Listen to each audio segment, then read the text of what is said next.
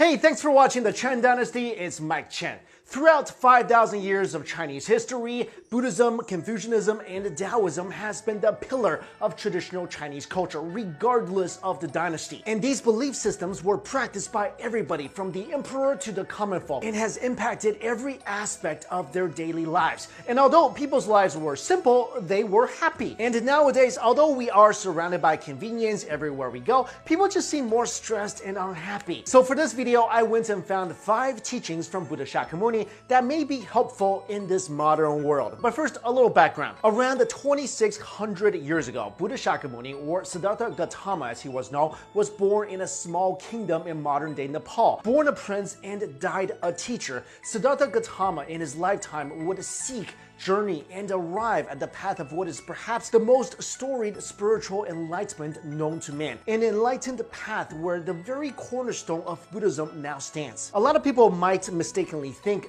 the Buddha refers to a particular person. Actually, the word Buddha, Sanskrit in its linguistic origin, is an ancient Nepalese word which translates to enlightened one or awakened one. And because Buddhism believes that there were many enlightened beings throughout history, there is no the Buddha. Instead, there are many Buddhas. But in the modern world, Buddha often refers to Buddhism founder Siddhartha Gautama, and many people believe him to be the first Buddha. But actually, according to the historical Buddhist text, the Chronicle of Buddhas, Gautama Buddha was preceded by 24 Buddhas, the very same Buddhas who prophesied the Nepalese prince's eventual Buddhahood. Old stories tell of Buddha Gautama as the most perfect Buddha. Soon after attaining true enlightenment, Buddha Gautama saw a vision. In it, the Buddha saw the whole of humanity as a bed of lotus flowers, with some of the flowers still sunken into the mud, while others were emerging from it, and with some at the point of flowering into a full bloom. With this vision, the Buddha came to a realization that much like the bed of lotuses, the world is filled with people who can unfold into themselves great potential and happiness, if only with a little help. And so Buddha Gautama dedicated all his life and energy in teaching Buddhism and everything that it holds true until this very day. All of this in a profound effort to help people unfold in themselves the great enlightened life we all should be aspiring to live. And more timeless than ancient, what follows in this video are some of Buddha Gautama's most prominent teachings on living a purposeful life. Number 1, all experiences are preceded by mind, having mind as their master created by mind. Recorded in the Dhammapada, a collection of the Buddha's sayings in verse form, the Buddha Gautama speaks of the mind as the master of everything that is ever experienced. The mind as the absolute ruler of the realm of the perceived and sensed reality. He also said the mind is everything. What you think, you become. But with this acknowledgement is an understanding that the mind without stillness tends to be all too disobedient and undisciplined. This has become especially true in this hyper-modern era where the internet together with mobile gadgetry freely allow an endless armada of digital distractions to break through and conquer the regions of the human brain, all with a single touch of a button. Studies has shown internet addiction shares the same impulse control symptoms with pathological gambling, and much like any other forms of addictions, this preoccupation with the digital world has typically resulted in impaired real-life relationships, excessive solitary seclusion, and clinical depression and anxiety, among others. So master your mind or let it enslave you. It is no surprise that the Buddha has found true awakening in controlling the mind. Meditation, for example, the simple ritual of stilling one's thoughts is probably the first thing that comes to mind when people try to draw a picture of what Zen Buddhism is all about. In the Buddhist text, Salika Sutta, Gautama Buddha says, meditate, do not delay, lest you later regret it. Also in the Dhammapada, Gautama Buddha speaks of a disciplined mind bringing happiness. Buddhism believes that through the focused practice of meditation, one can keep the mind still enough so the path to enlightenment becomes a little clearer. In our day-to-day reality, of course, it doesn't even have to be about enlightenment. At the end of the day, this patient, ancient practice in stillness allows us to slow our pace down and catch our breath, if only for a little while. Next, to support mother and father, to cherish wife and children, and to be engaged in peaceful occupation.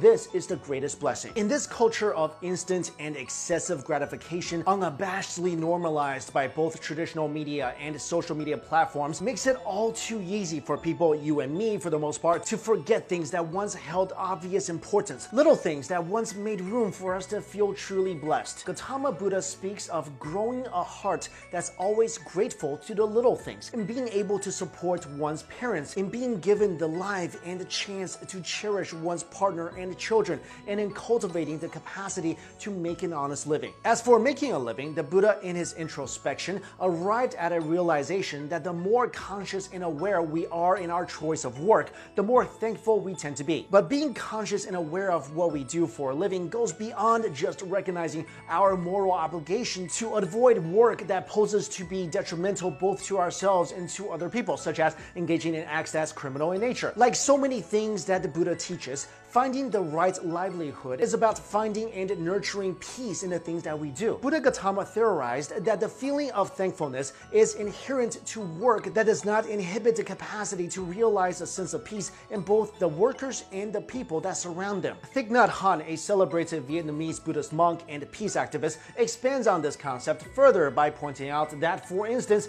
a butcher becomes a butcher not only because he chooses to become one, but more importantly because there has grown a real need for people to buy neatly packaged meat from the markets. It is in this sense that finding peace in one's work can be understood as both a personal and collective effort. Next, the root of suffering is attachment. I couldn't agree more. A core practice in Buddhism is the practice of non-attachment. Attachment, or acquisition as it is described in the Sunakata Sutra, is believed to be the root of stress. Practicing the Buddhist way of non-attachment in most cases doesn't mean abandoning everything we hold dear. Family, friends, home to live in, our jobs, money. Is really about finding peace. Non-attachment in this sense is all about being able to truly experience the good things life has to offer, and at the same time being aware and accepting that everything in life happens for a reason. In the Dhammapada, the Buddha mentions all conditioned things are impermanent. When one sees this with wisdom, one turns away from suffering. Next, radiate boundless love towards the entire world, above, below, and across, unhindered, without ill will, without enmity. The Dalai Lama, perhaps the most prominent figurehead of Buddhism in the modern world, defines compassion as more of an aspiration than a passive emotion. He says only the development of compassion and understanding for others can bring us the tranquility and happiness we all seek. The Gautama Buddha also said, those who cling to perceptions and views wander the world offending people. Basically, in this internet age, nowhere is misunderstanding more offensive, normalized, and amplified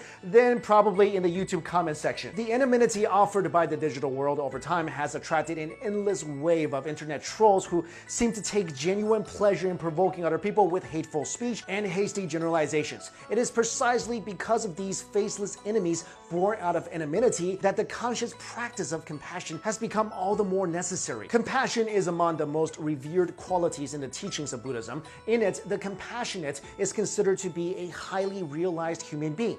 Buddhism, much like most religions in the world, has long since realized that even small acts of kindness help the world at large. While cultivating compassion is one thing, learning to express compassion is in itself a different thing that requires patience and practice. As such, there are two aspects to mastering compassion. First is practicing compassion towards the self, which allows us to forgive ourselves of the faults inherent to us as human beings. Then we seek to appreciate the basic goodness that's common to all people, which in turn allows us to see and connect with the goodness of those around us. By aspiring to be compassionate, we free ourselves from the otherwise unnecessary hatred that breeds from things we don't understand. Next, drop by drop is the water pot filled.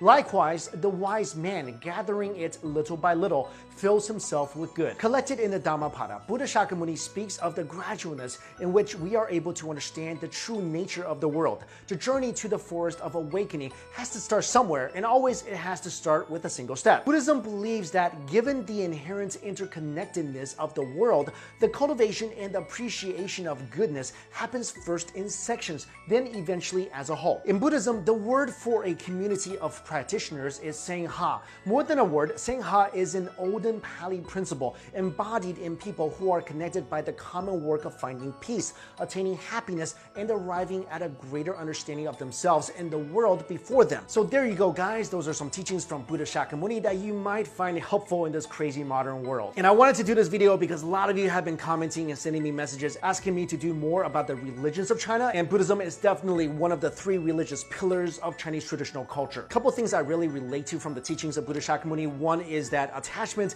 does really bring you the most stress and most heartache and basically just the most pain. I mean, if you think about the source of most of your stress and unhappiness, it's mainly related to something you really wanted that you can't have or you didn't get, like that job or that car or that person. But Buddhism really teaches that everything happens for a reason, and the people enter your life or don't enter your life for a reason. So maybe not being able to date that one particular guy or gal is just meant to be, and somebody even better and meant for you is going to come along down the road. So what Buddhism is saying is that let things happen naturally. Don't overly attach yourself to one particular thing or person or event or anything. Anyway, guys, if you want to learn more about Buddha's teachings, if you want to learn more about meditation, I'll put some links for you guys in the description box below. All right, thank you all so much for watching this video. I'll see you later.